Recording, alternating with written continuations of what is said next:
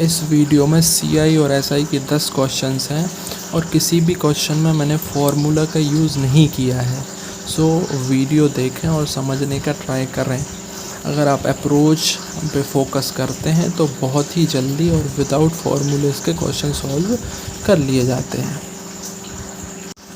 Last video में मैंने सिर्फ 2 ही क्वेश्चन कराए थे। आगे के क्वेश्चन एसआई सीआई के इस वीडियो में करते हैं। तो क्वेश्चन नंबर 3 जो है वो बोल रहा है कि साक्षी इन्वेस्टेड ₹30,000 इन सीआई।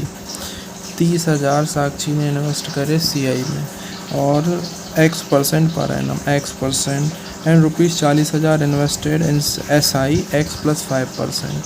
40,000 जो इन्वेस्ट करेगा वो X+5% से करेगा फॉर 1 ईयर। तो 1 ईयर के लिए है भाई, तो एसआई सीआई का कोई इम्पैक्ट नहीं रहेगा।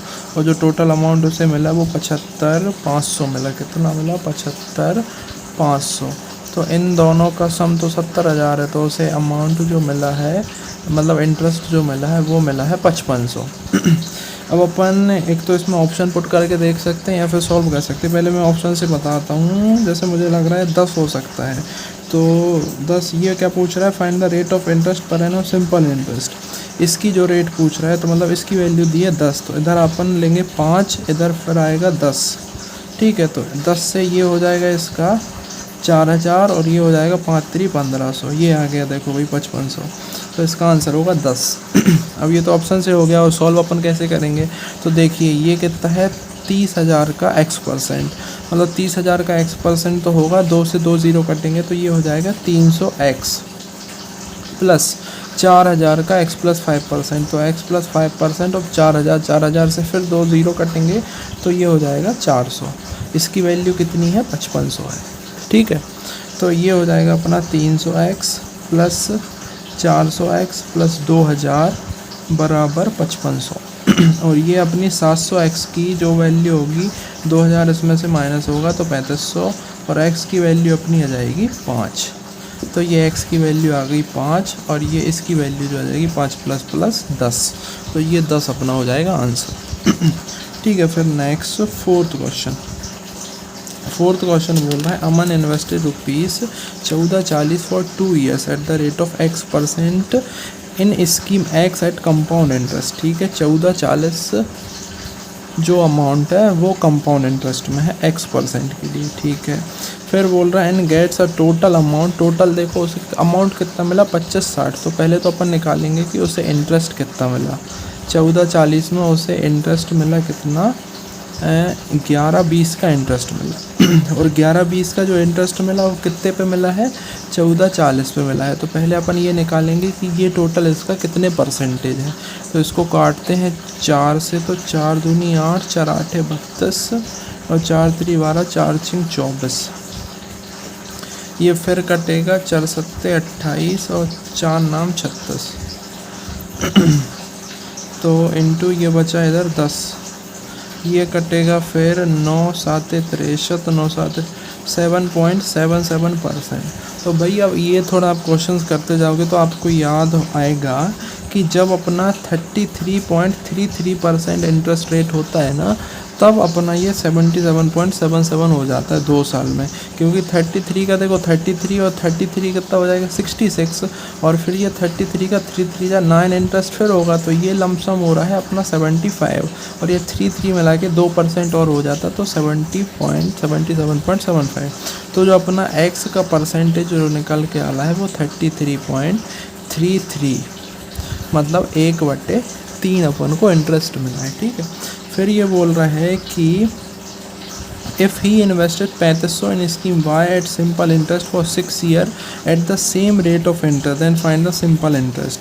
अब वो क्या बोल रहा है कि उसको 3500 को सेम इंटरेस्ट, अब सेम इंटरेस्ट कितना है? 33.33, मतलब 1/3 हो रहा ना, सीधा इसका 1/3 कर दो। और कितने साल के लिए? 6 साल के लिए, तो 6 से मल्टीप्लाई कर दो, तो 3 दूनी 6, जो उसका इंटरेस्ट निकलेगा 35 दूनी 7,000 रुपये होगा। अपना आंसर ए आएगा। फिर नेक्स्ट फिफ्थ क्वेश्चन है, वो बोल रहा है कि Revanthi invest a certain amount on a simple interest scheme at the rate of 15% per annum for 3 years. अब फिर कितना अपना 15%, कितने साल के लिए, 3 साल के, तो ये अपना 45% हो गया। ये अपन को पता होना चाहिए पहली लाइन से। फिर जो बोल रहा है and after 3 years she receive the interest amount of 20-25 interest जो मिला उसको कितना मिला 20-25। तो जो 45% की वैल्यू है ये कितनी है 20-25। 45 की वैल्यू, अब 45 का ये स्क्वायर होता तो 45 टाइम ही कटेगा, तो इंटू 100 जो अपना अमाउंट जो इन्वेस्टेड था वो आ गया है अपना 4500। फिर बोल रहा है if she invest the same amount, तो उसने 4500 सेम अमाउंट कंपाउंड इंटरेस्ट में इन्वेस्ट किया, कितने साल के लिए 2 साल के लिए। तो कंपाउंड इंटरेस्ट पूछा है, रेट कितना था अपना 15, तो 15 रेट था, तो 15 + 15। अब फिर कंपाउंड इंटरेस्ट में 15 + 15 30 हो गया, और 15 ही 15 225 2.25। तो अपना जो अमाउंट बन रहा है जो 32.25, ठीक है। तो 30% इसका कितना हो जाएगा 45 तिया 4 3 12 5 3 15, मतलब 135। 1350 जो हो गया वो हो गया इसका 30%, और फिर 32%, 2% कितना होगा 2% होगा 45 दूनी 90, और 0.25 मतलब 45 का 4 बार, 4 एकम 4 4 4 तिया 12 और 4 7 28 75 13.75। तो ये आना चाहिए लमसम 5 1453.75। तो ये आएगा अपना आंसर 1451.25। थोड़ा सा कैलकुलेशन लमसम इतना आना चाहिए, तो आंसर अपना होगा ए, ठीक है। फिर अपना जो नेक्स्ट क्वेश्चन है, नेक्स्ट क्वेश्चन यही कर लेते हैं नीचे। नेक्स्ट क्वेश्चन बोल रहा है कि कवन invested ₹X for 2 years in scheme A which offers 12% per annum simple interest. He also invested X plus 20,000 in scheme B which offers 10% interest per annum compounded annually for 2 years. ठीक है। अब देखो कवन ने कितना ₹X इन्वेस्ट किया 2 साल के लिए 12%, तो ये तो इसका 24% ऑफ X मिला इधर, ठीक है पहले में। फिर उसको मिला 10% कंपाउंडेड एनुअली, मतलब इधर मिला उसको 21%। किसका मिलेगा X का मिलेगा प्लस 20,000 का मिलेगा, ठीक है। अब वो बोल रहा है कि if the interest received from scheme A is less than scheme B by 1500। अब 21 तो पता आपको कैसे मिला, क्योंकि 10-10 2 साल के लिए होगा तो कंपाउंड में 21 हो जाता है। अब ये बोल रहा है जो इंटरेस्ट मिला उसको, if the interest receive from scheme A is 1500 less है, इससे 1500 लेस है, तो ये जो 24% है ये 21% ऑफ एक्स प्लस 21% ऑफ 20,000, तो 21% कितना होगा 4200, इससे ये 15% लेस है, तो 21% प्लस 4200 सॉरी 1500 लेस है, माइनस 1500 बराबर 24%, ठीक है। और ये ऐसे 1500 माइनस करो तो ये अपना आएगा 12 में से 5 गए 7 और 2 2700 बराबर 3%, तो 3% की वैल्यू अपनी आ गई 2700। तो ये 100% की जो अपनी वैल्यू हो जाएगी वो हो जाएगी डिवाइड बाय 3 × 100, तो 3 नाम 90,000। Answer option B is the answer. मस्त क्वेश्चन। एक्स का खेल है सिर्फ, ठीक। ऑप्शन बी आंसर होगा। ये देखो अपन ने 24% एक्स का लिया, 21% ये पूरे का लिया, और ये पूरे का जो 21% होगा वो इससे 1500 ज़्यादा है, तो इसमें से 1500 माइनस करो तो 24 मिलेगा अपन को। तो ये एक्स की वैल्यू जो अपना 100% की वैल्यू आ गई वो 90,000, मतलब 90,000 अमाउंट इन्वेस्ट किया था, एक्स की वैल्यू 90,000 है। फिर नेक्स्ट क्वेश्चन जो है वो बोल रहा है क्वेश्चन नंबर 7 कि Raman invested a certain amount at the rate of 5% पर एनम फॉर 4 ईयर्स। तो फिर से अपन लिखते हैं 5 को 20% उसे इंटरेस्ट मिला, and obtain a simple interest of 4600।